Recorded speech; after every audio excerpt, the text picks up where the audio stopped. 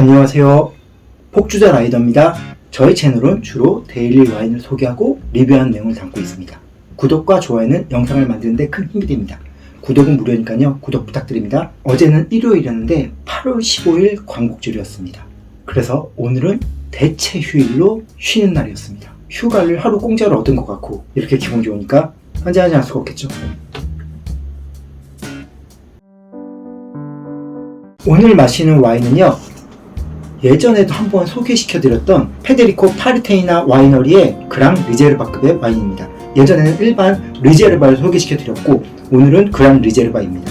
이렇게 파란 레이블을 갖고 있고요. 빈티지는 2013년도입니다. 알코올 도수는 13.5%네요. 붉은 체리 향이랑 가죽향, 그리고 스페인 와인에서 잘 느껴지는 꼬릿함, 그런 것들이 있고요. 향에서 약간 달달한 느낌도 있는데요. 그래서 우유 혹은 연유의 향도 나고요. 슬쩍 바카의 시원한 향도 올라옵니다. 이 와인은 홈플러스나 이마트 같은 대형 마트에서도 구할 수 있고요. 가격은 2만원대 초반입니다. 색깔 보도록 하겠습니다. 미디엄 루비 색깔인데요. 이 와인 같은 경우 숙성이 오래되다 보니까 간액 혹은 벽돌색 색상이 매우 많이 나요. 와인의 눈물도 어느 정도 보이긴 하는데 와인의 눈물에서 색깔이 잘 드러나거나 그러진 않습니다. 와인의 등급이 그랑 리제르바급인데요. 스페인에서 그랑 리제르바라는 등급을 얻기 위해서는 오크 숙성이 최소 18개월 이상 돼야 되고, 그리고 수확하고 나서 최소 5년 뒤에 출시를 해야 됩니다. 이 와인은 기준인 18개월보다 6개월 더 24개월 동안 오크 숙성을 했다고 하네요. 산도가 꽤 높아요. 혀를 쪼인 맛이 있습니다. 낮은 걸 1, 높은 걸 5라고 하면 4 이상은 될 것 같고요. 탄이 느껴지긴 하는데 오래 숙성된 만큼 치고 들어오거나 그러진 않습니다. 맛 자체에서도 가죽향이랑 꼬릿함이 잘 느껴져요. 그래서 그 꼬릿함 때문에 호불호가 있을 수도 있는 그런 와인인 것 같습니다. 시간이 지나면서 아까 얘기했던 바닐라 혹은 우유의 밀키함이 점점 더 살아나고 있어요. 미국의 소설가로 유명한 어니스트 허밍웨이가 이 와이너리를 매우 좋아해서 몇 번 다녀갔다, 그런 일화도 있는 와이너리입니다. 오늘 먹는 음식은요, 오늘은 밀키트 하나랑 그리고 구운 고기를 준비했습니다. 이건 피코크 감바스 알 하이오 밀키트거든요. 세일에서 9,000원 정도길래 한번 구입해봤습니다. 이거는 돔 머크입니다. 비주얼이 참 멋있죠?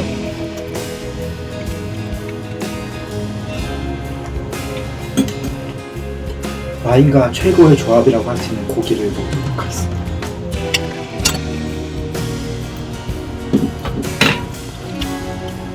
돔머크가 비싸지도 않아요. 이 정도 되면 가격도 제 기억에 대동비까지 해서 6,000원에서 8,000원 정도 되고요.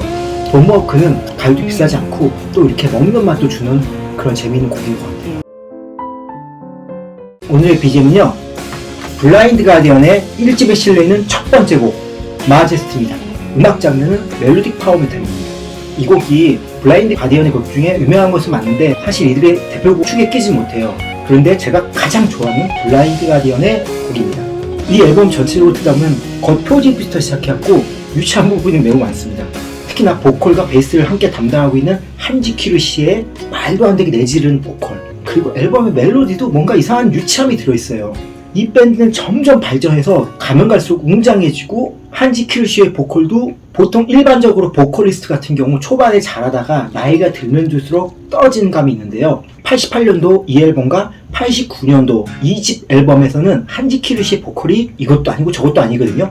그런데 1990년도에 나오는 3집에서 한지 키르시의 보컬이 엄청난 성장을 합니다. 그때부터 계속 성장하고 98년도에 나오는 나이트폴 인 더 미드러스 앨범에서는 이 1집과 같은 보컬리스트라고 상상도 할 수 없을 정도로 엄청난 보컬 실력을 들려줘요. 이 앨범을 좋아했던 이유 중에 하나가요, 제가 이 앨범을 알게 됐을 땐 베이스 기타 연습을 하고 있었을 때인데요, 매우 빠른 멜로딕 파워 메탈임에도 불구하고 베이스라는 멜로디가 매우 살아있어요.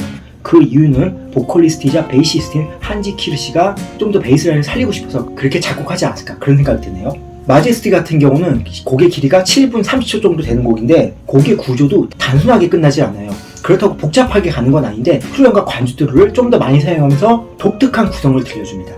내용 자체는 그냥 반지 제왕이에요. 이 밴드가 반지 제왕을 되게 좋아하고, 그리고 반지의 제왕의 작가인 톨키도 너무 좋아해서 좀 아까 얘기했던 98년도 앨범 같은 경우는 반지의 제왕 이전 세대의 얘기 실마릴리온이라는 책을 컨셉트로 해서 만든 앨범입니다. 오늘 선곡한 곡인 마제스티, 멜로디도 매우 마음에 들고 뭔가 격정적이기도 하고 내용도 반지의 제왕이기 때문에 저도 반지의 제왕을 매우 좋아했고, 그랬기 때문에 가사적으로도 매우 마음에 드는 곡입니다. 마제스티는 오늘도 본문에 링크 시켜드리도록 하겠습니다. 오늘 마시는 페데리코 파테르니나 그랑 리제르바에 대해서 정리를 해보도록 하겠습니다.